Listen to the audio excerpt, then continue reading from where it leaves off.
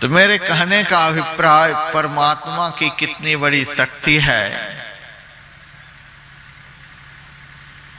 कि सारी सृष्टि को चलाते हैं, कृपा कटाक्ष से चलाते हैं, सारी सृष्टि को अपने बस में किए हुए होते हैं और किसी का उनको भय नहीं, कहीं भी प्रकट हो जाते हैं। उनका नाम है खुदा, जो खुद आ जाए, किसी बॉडीगार्ड की जरूरत नहीं, खुद आ जाए। संस्कृत में भगवान को स्वयंभू कहा जाता है, स्वयं से प्रकट हो जाए। इतना सुरक्षित पद है कि किसी का भय नहीं, किसी सुरक्षा कर्मियों की जरूरत नहीं।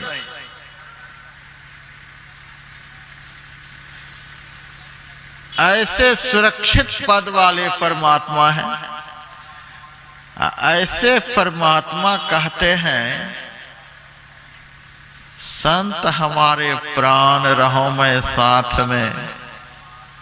संत के साथ में परमात्मा रहते हैं।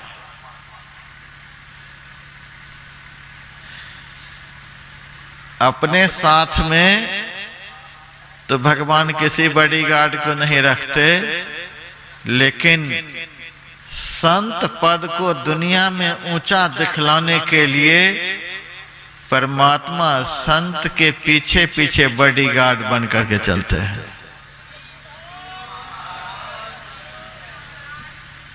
अनुब्रजाम्यहं नित्यं पूये यत्यं हृरेणु भी, भागवत में लिखा हुआ है। ये उद्धव, संत जब चलते हैं तो मैं उनके पीछे पीछे चलता हूं। यानी संत के बॉडीगार्ड हुए परमात्मा। जो परमात्मा को बॉडीगार्ड बनाकर अपने पीछे पीछे लेकर चलते हैं, उससे बढ़कर दुनिया में कौन हो सकते हैं। इसीलिए कहा गया संत सबसे बड़े हैं संत, दूसरा नाम है तीजे 10 अवतार तिन्हें प्रणाम है। ब्रह्मा विष्णु महेश सकल संसार है, अरे हाँ पलटू सबसे ऊपर संत मुकुट सरताज है। सबसे श्रेष्ठ पद संत का पद है, क्योंकि संत परमात्मा को अपने पीछे पीछे बॉडीगार्ड बना करके चलते हैं। संत हमारे प्राण रहो मैं साथ में, 3 लोक सब रहे संत के हाथ में। इसका क्या मतलब हुआ? 3 लोक सब रहे संत के हाथ में। ब्रह्मा का लोक, विष्णु का लोक, शिव का लोक। सर्जन करने का सामर्थ्य, पालन करने का सामर्थ्य, संहार करने का सामर्थ्य, तीनों देवताओं के सामर्थ्य को अपने हाथ में लिए हुए होते हैं।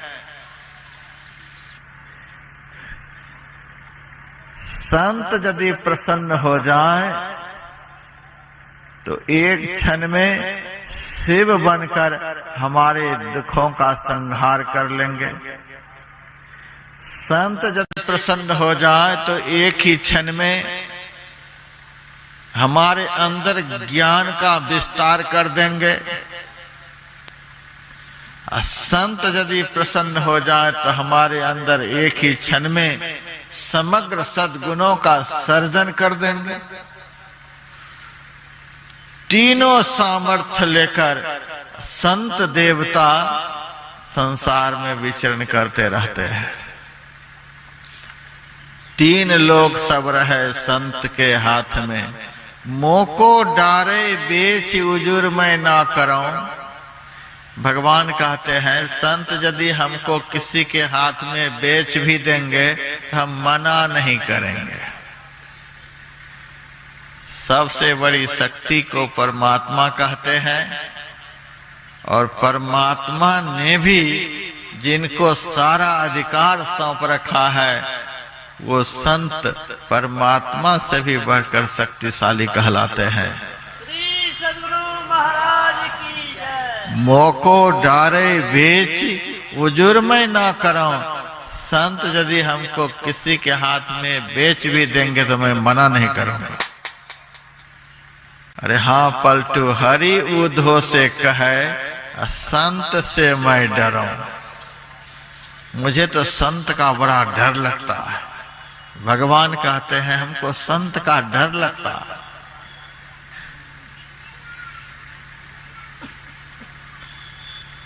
ऐसे संत का जो संग करेगा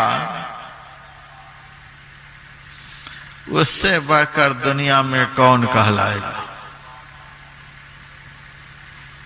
मैं तो यह कह सकता हूं, जितनी देर के लिए आप लोग यहां सत्संग में बैठे हैं उतनी देर के लिए अभी आप लोगों की बराबरी में दुनिया में कोई नहीं है।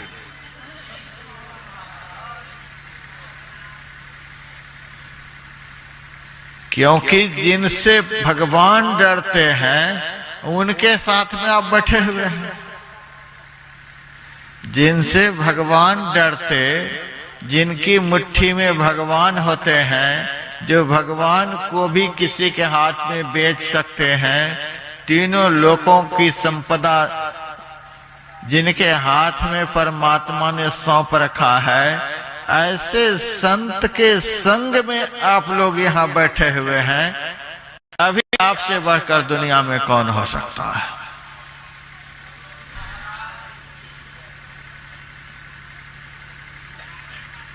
यहां से जाने के बाद भले आप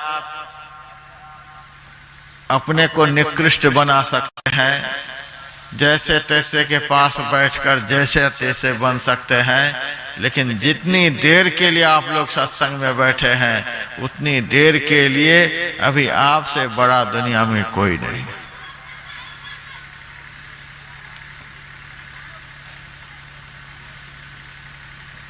मंदिर में भी मृत्यु हो जाए तो भी कर्म के अनुसार उसे स्वर्ग नरक में जाना पड़ेगा। किसी तीर्थ में भी किसी की मृत्यु हो जाए तो कर्म के अनुसार उससे स्वर्ग नरक में जाना पड़ेगा। किसी नदी में डूबकर कोई मर जाए तो भी कर्म के अनुसार सुख दुखमय लोक में वह जा सकता है। दुनिया में कहीं भी कोई जाकर के मर जाए तो भी कर्म के अनुसार उनको स्वर्ग नरक में जाना पड़ेगा। लेकिन संत की शरण में आकर यदि कोई देह का त्याग कर दे तो सारे दुष्कर्म उनके उसी क्षण समाप्त हो जाते हैं और वह जीव दुर्गति से छूट करके सद्गति को प्राप्त कर लेंगे।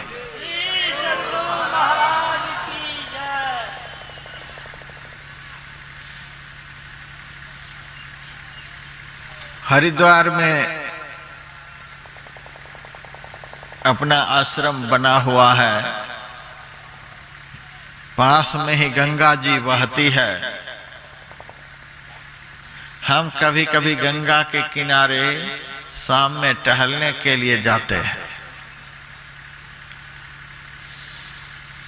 जहां तहां मैं देखता हूं सूखी सूखी लकड़ियां पड़ी हुई होती हैं,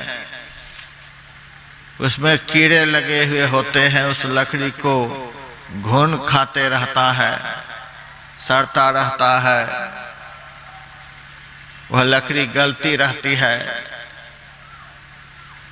रोज देखता हूं उसी स्थिति में लकड़ी पड़ी हुई होती है। फॉरेस्ट विभाग का इतना पहरा होता है कि कोई उसे उठाकर ले भी नहीं जा सकता, जहां का तहां है। कभी कभी जब गंगा जी में बाढ़ आ जाती है तो गंगा का जल धीरे धीरे तरंगित होता हुआ उस लकड़ी तक पहुंचता है और उस जल के ठोकर लगने से वह लकड़ी धीरे धीरे हिलने लग जाती है। और भी जब गंगा का तेज प्रवाह बढ़ता है, तब वह लकड़ी धीरे धीरे गंगा के प्रवाह के अंदर आ जाती है और वह लकड़ी भी बहने लग जाती है और गंगा की धारा में उनकी गति हो जाती है। गंगा की तेज धारा की तरफ तेज गति से प्रवाहित होती हुई चलने लग जाती है। यदि वह लकड़ी गंगा के उस तेज प्रवाह का संग नहीं छोड़े तो वह गंगा की पवित्र धारा उस लकड़ी को समुद्र में पहुंचा करके छोड़ देगी, बीच में नहीं छोड़े। हाँ, किनारे पकड़ लेने पर तो भगवान जाने, लेकिन लकड़ी यदि गंगा के प्रवाह को नहीं छोड़े तो वह लकड़ी समुद्र में पहुंच जाएगी, जहां पहुंचकर सदा की शरण उसकी खत्म हो जाएगी, गुण खत्म हो जाएंगे। यह सत्संग 2 दिनों का यहां रखा गया है। यह सत्संग क्या है? मैं यह कह सकता हूं, हरिद्वार से इस गांव में बाढ़ आ गई है, पवित्र गंगा की बाढ़ इस गांव में आ गई है। इस सत्संग को पवित्र गंगा की बाढ़ समझ लीजिए और जितने सत्संगी भाई बहन यहां पर हैं सबको वही गंगा तट पर की सूखी लकड़ी समझ लीजिए। जो मनुष्य, जो प्राणी जन्म जन्म से इस संसार में पड़े हुए हैं, विकारों के कीड़े उसको खा रहे हैं, जन्म जन्म के पाप रूपी मल जिनमें चिपके हुए हैं, इस संसार में जन्म जन्म से अनेकों प्रकार की दुर्गति को भोगते आ रहे हैं। जीवन जड़ बन चुका है, सही दिशा में गति नहीं हो पा रही है। ऐसे आदमी भी यदि सत्संग रूपी गंगा के प्रवाह में पड़ जाएंगे, यह सत्संग रूपी गंगा सबको लेकर परमात्मा रूपी सागर में पहुंचा देंगे।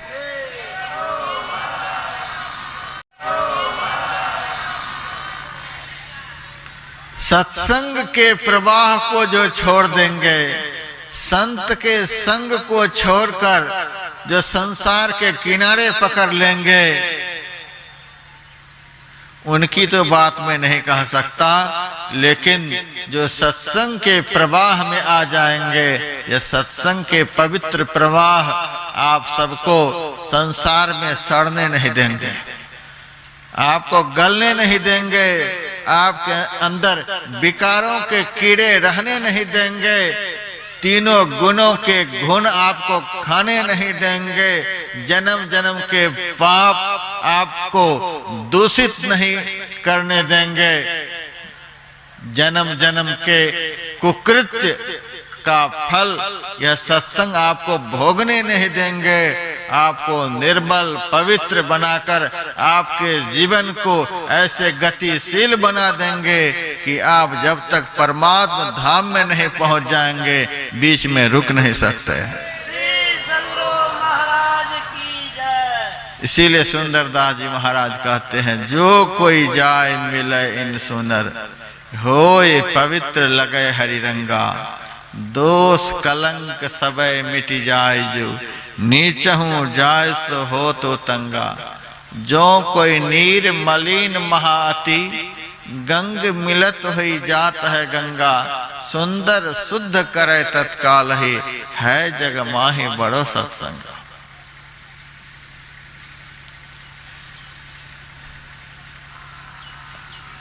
अभी कुछ दिन पहले तीर्थराज प्रयाग में आयोजित कुंभ मेले के अवसर पर लगभग 40 दिन तक हम रहे। 3,500 से अधिक सत्संगी भाई बहन अपने ध्यान शिविर में भाग लेने के लिए वहां आए।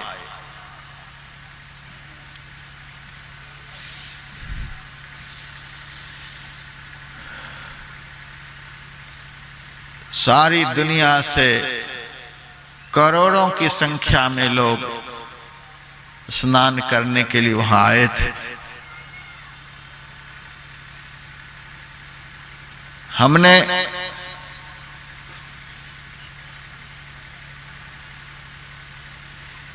एक बार शोभा यात्रा के दिन स्नान किया था, बाकी अपने निवास पर ही स्नान किया। लेकिन करोड़ों लोगों ने वहां स्नान किया। गंगा में स्नान किया, यमुना में स्नान किया, त्रिवेणी में भी स्नान किए।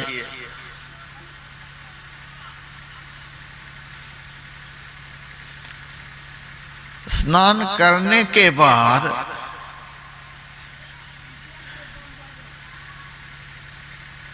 बाहर निकलकर कोई सिगरेट पी रहे हैं,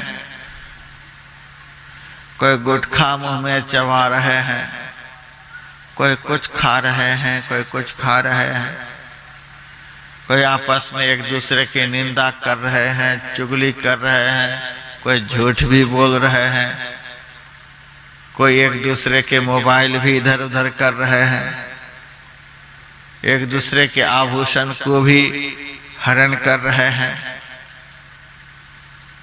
तुरंत त्रिवेणी में स्नान किया, तुरंत गंगा में स्नान किया, तुरंत यमुना में स्नान किया। बाहर निकलने के बाद वही धंधे शुरू हो गए जो धंधे करते आ रहे थे।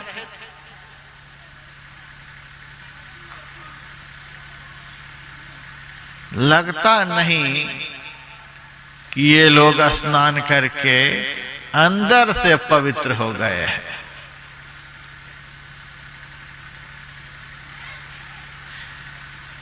बाहर से भी तो पवित्र हम तभी समझेंगे कि फिर वे कभी शरीर में साबुन नहीं लगाए, फिर स्नान नहीं करना पड़े। गंगा में स्नान करने के बाद दूसरे दिन यदि नल पर स्नान करना पड़ ही रहा है तो कहां पवित्र हो गए। स्नान करने के बाद फिर कभी स्नान नहीं करना पड़े तब तो हम समझें कि पवित्र हो गए। बाहर से भी पवित्र तो तब ना हम समझेंगे अब बाहर में आपको दोबारा स्नान नहीं करना पड़े। तो दूसरे दिन ही आप स्नान करने के लिए जा रहे हैं। इससे सिद्ध होता है कि एक दिन के लिए भी हम बाहर से भी पवित्र नहीं हो सके। और जब बाहर से भी पवित्र नहीं हो सके तो अंदर से पवित्र होना तो बड़ी मुश्किल की बात है। लेकिन हजारों की संख्या में अपने शिविर में सत्संगी भाई बहन आए और मैं देखता था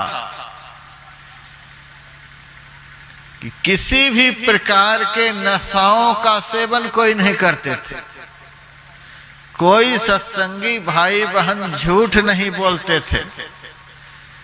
कीमती से कीमती आभूषण सबके साथ होते थे, लेकिन एक दूसरे के आभूषण को कोई छूते नहीं थे।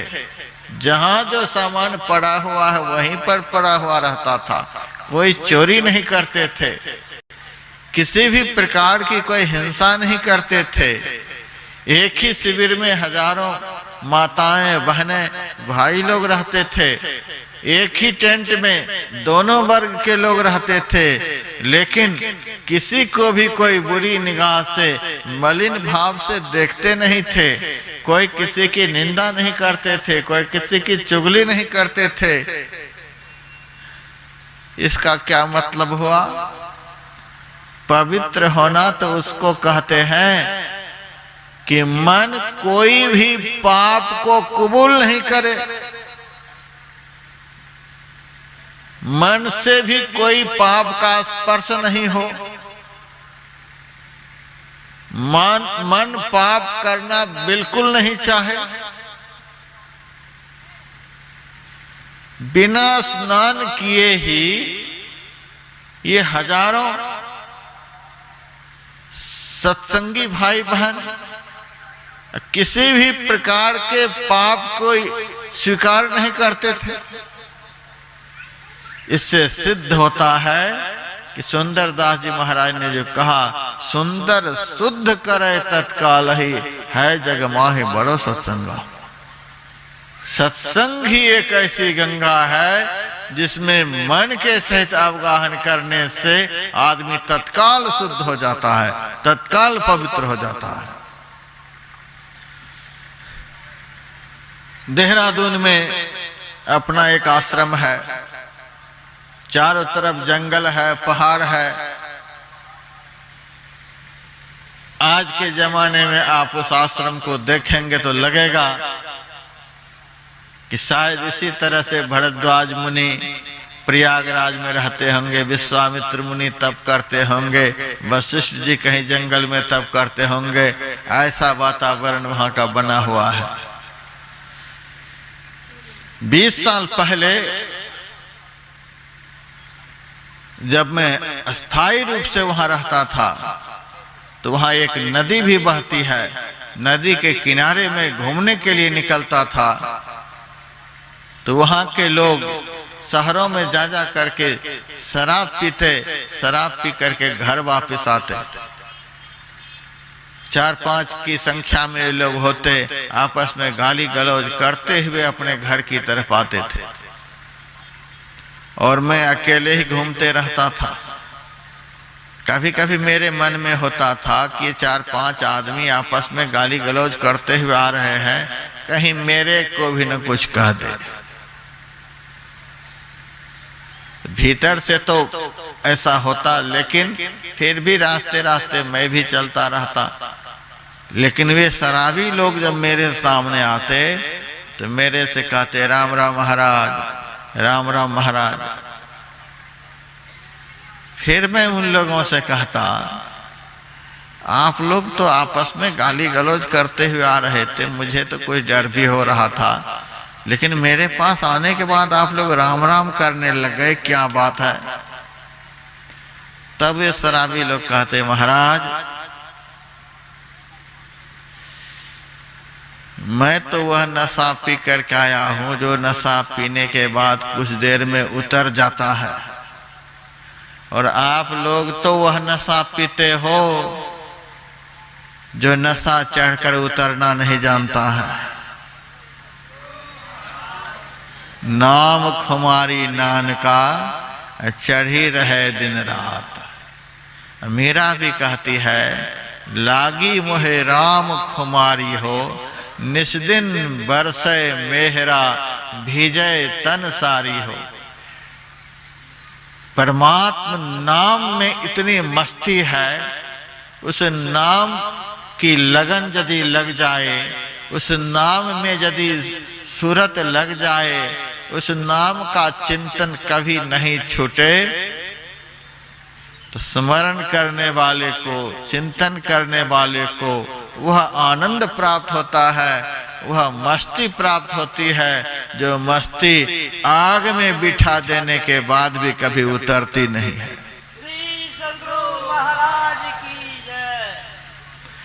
मीरा के हाथ में जहर का प्याला है, फिर भी मीरा रोती नहीं। विष का प्याला राना भेजा, पीवत मीरा हंसी रही। जहर का प्याला हंसती हुई वह पी रही है, और जहर मीरा को मार नहीं सका। मीरा अमर हो गई। हम लोग उतनी मस्ती से जूस भी नहीं पीते हैं, उतने खुश होकर के हम लोग दूध भी नहीं पी सकते। हम भजन करते ही नहीं कि हमारे जीवन में मस्ती आए। तो वह शराबी कहता, महाराज भजन की मस्ती तो चढ़कर उतरना नहीं जानती, और हम लोग जो पी कर के आए हैं यह तो कुछ देर के बाद उतर जाएगी। इसीलिए आपके सामने पहुंचते ही नशा कम हो जाता है, मस्ती कम हो जाती है, और आप जो दिन रात अंदर अंदर करते रहते हो वही मेरे मुंह से निकलने लग जाता है। इसीलिए मैं कहता हूं राम राम महाराज, राम राम महाराज। तब मैं उनसे कहता, जब मेरे प्रति इतनी तुम्हारी श्रद्धा है तो आश्रम पर क्यों नहीं आता है,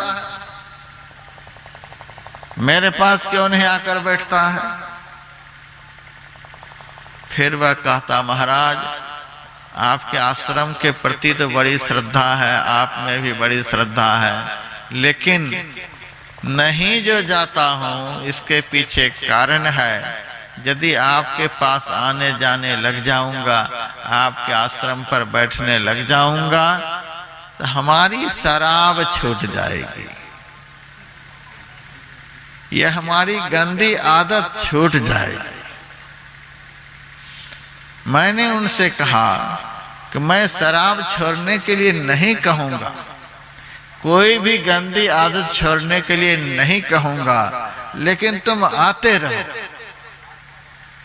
तब ये लोग कहते, महाराज आप नहीं भी कहोगे तो भी संत संग की ऐसी महिमा है कि जो संत का संग करेगा, जो संत के पास बैठेगा उठेगा, तो बुराई वहां रह नहीं सकती है।